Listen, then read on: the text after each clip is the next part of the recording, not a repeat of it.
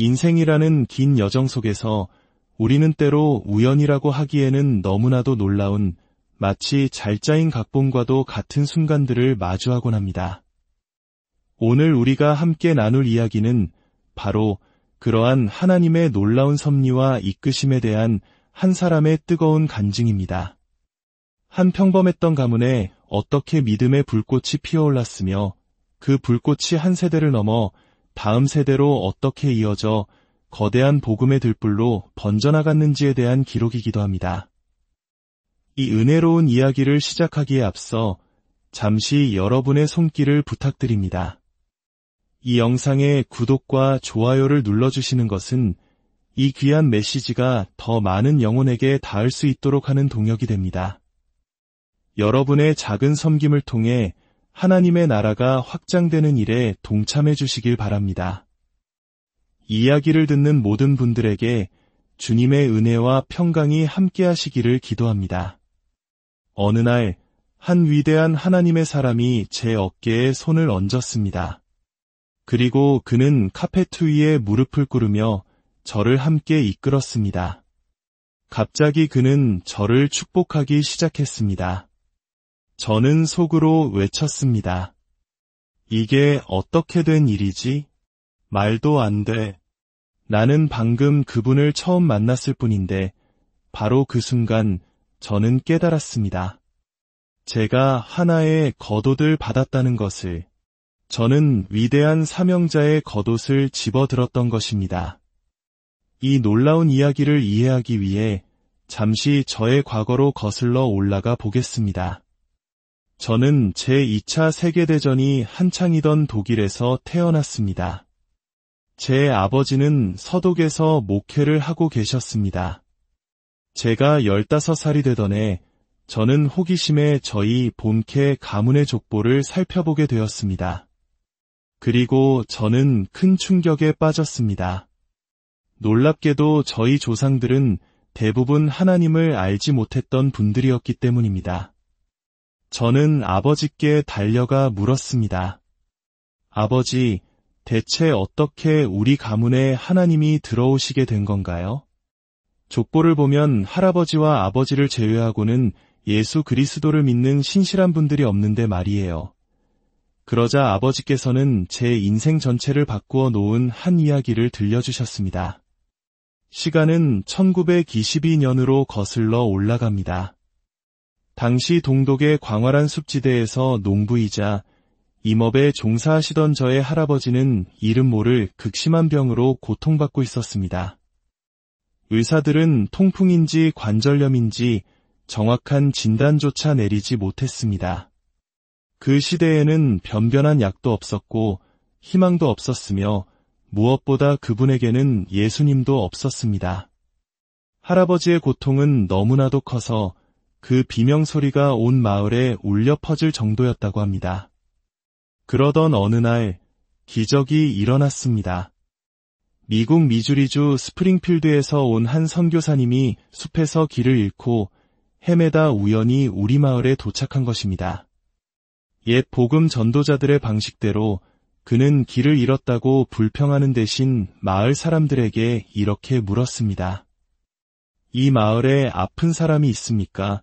마을 사람들은 기다렸다는 듯이 대답했습니다. 그러며 아주 심하게 앓는 사람이 있지요. 지금도 그 사람의 비명소리를 들을 수 있을 겁니다. 선교사님은 귀에 손을 대고 소리에 집중했고 이내 고통에 몸부림치는 제 할아버지의 신음소리를 들을 수 있었습니다. 그의 이름은 루이스 그라프였습니다. 루이스 그라프 선교사님은 마치 타오르는 햇불처럼 저희 조상들의 집으로 들어섰습니다. 그는 불신과 무신론이라는 거미줄을 단번에 걷어내고 제 조부모님께 예수 그리스도의 복음을 선포했습니다. 그리고 이렇게 말했습니다. 성령께서 저를 보내신 것은 바로 하나님의 능력을 증거하기 위함입니다. 그는 고통으로 뒤틀려 있는 할아버지의 침대로 다가가 손을 잡았습니다. 바로 그 순간이었습니다. 마치 강력한 전류가 흐르듯 하나님의 능력이 할아버지의 온몸을 관통했습니다. 할아버지는 침대에서 벌떡 일어나셨습니다. 영원히 그리고 완벽하게 치유된 것입니다. 할렐루야. 정말 놀랍지 않습니까? 하지만 루이스 그라프 선교사님의 사역은 거기서 끝나지 않았습니다. 그는 말했습니다. 당신들에게는 성령님이 더욱 필요합니다. 생전 처음 듣는 이야기였습니다. 그가 조부모님께 안수하자 두 분 모두 새로운 방언으로 말하기 시작했습니다. 오순절의 불꽃이 성공적으로 저희 가문에 옮겨붙은 것입니다. 물론 저는 그때 태어나지도 않았습니다. 저는 그로부터 18년 후에 태어났습니다. 하지만 저는 믿습니다. 루이스 그라프 선교사님이 저희 조상들의 집에 발을 들여놓았던 바로 그날, 성령께서는 이미 제 인생이라는 바늘에 사명의 실을 꿰어 놓으셨다는 것을 말입니다. 그리고 저는 오늘날까지도 그 실로 복음의 옷을 짓고 있습니다. 할렐루야. 이 이야기는 우리 한국인들에게 6.25 전쟁 당시의 피난 시절을 떠올리게 할지도 모릅니다. 저희 가족 역시 소련군을 피해 피난길에 올라야 했습니다. 우리는 발트해를 건너는 배에 몸을 실었습니다. 하지만 얼마 가지 않아 우리 배는 기뢰와 부딪혔고 배는 기울어지며 가라앉기 시작했습니다.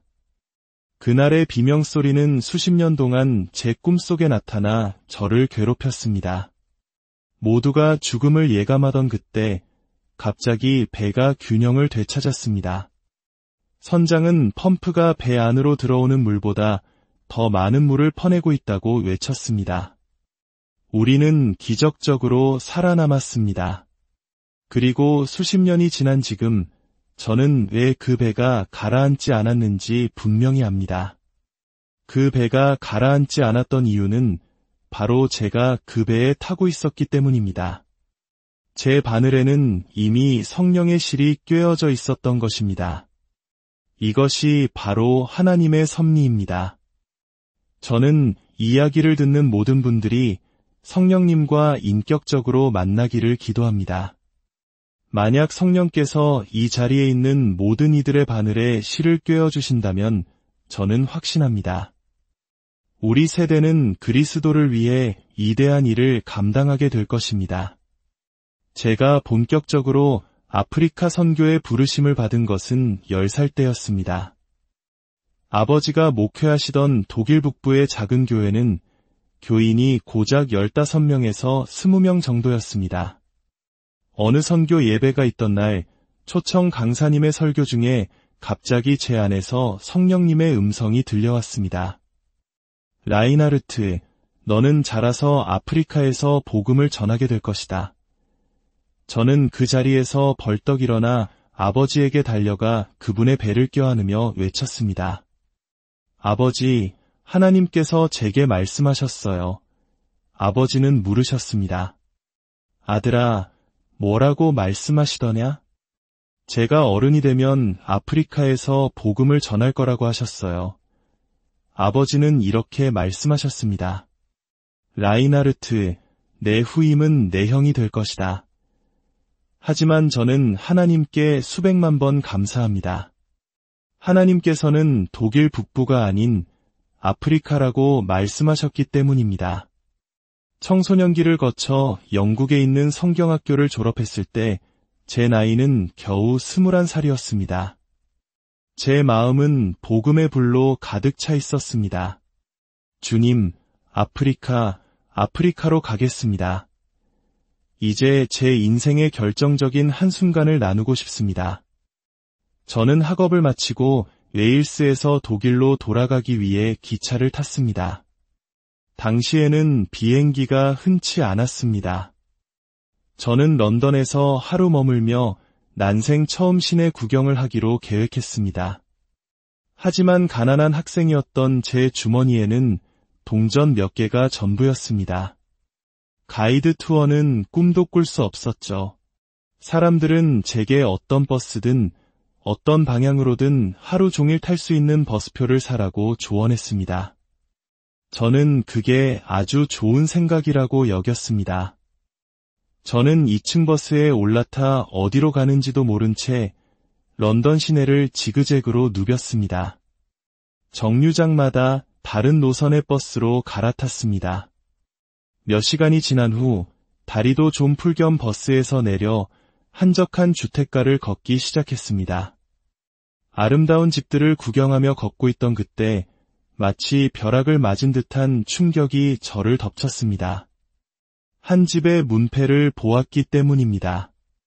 거기에는 조지 제프리스라고 쓰여 있었습니다. 잠깐만, 이 이름은 내가 성경학교에서 공부했던 그분이잖아.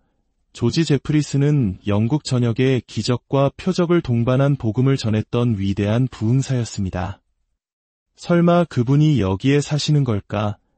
제 이성은 속삭였습니다. 아니야, 조지 제프리스는 이미 돌아가셨어. 제프리스는 영국의 흔한 성이고 조지는 더 흔한 이름이야. 그분일 리가 없어. 하지만 제 안의 작은 음성은 말했습니다.